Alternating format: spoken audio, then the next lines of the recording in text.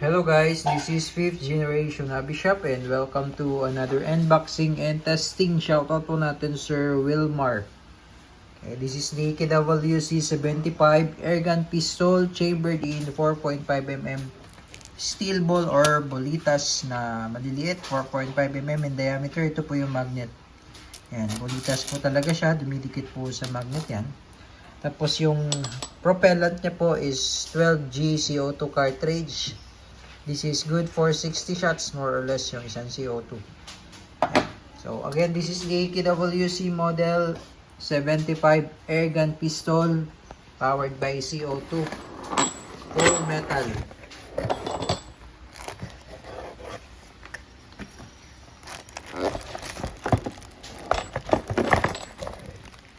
Full metal airgun pistol. Ito yung unit, sir.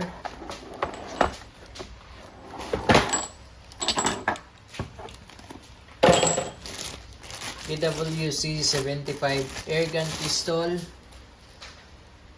Full metal. Napakabigat. Made in Taiwan airgun pistol. Naka-magwell na. Metal frame, metal grip. Ambidextrous manual safety. Adjustable sight, windage and elevation.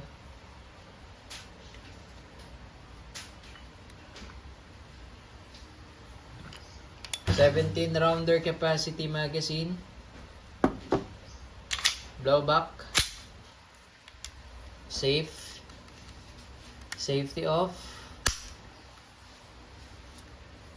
Okay, load tayo ng bala. Pag maglo-load ng bala, babayin nyo lang yung spring, nyo lang ilo-load.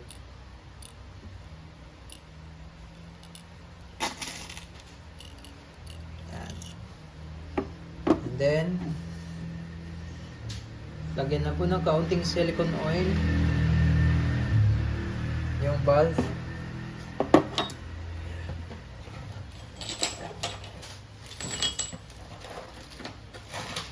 So, bali may kasama siyang bolitas na 200 shots.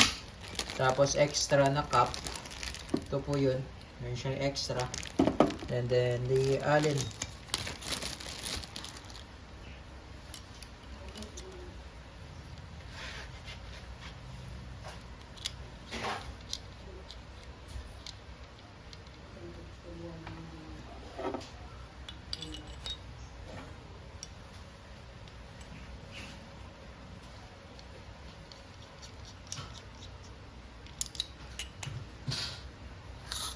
Tamang higpit lang po.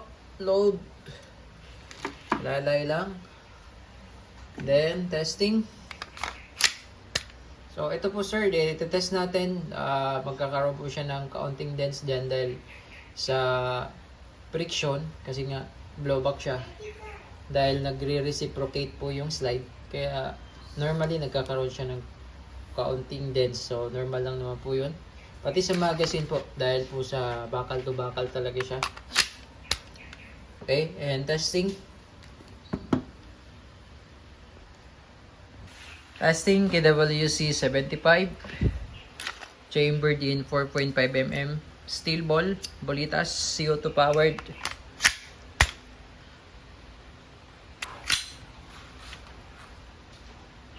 And firing.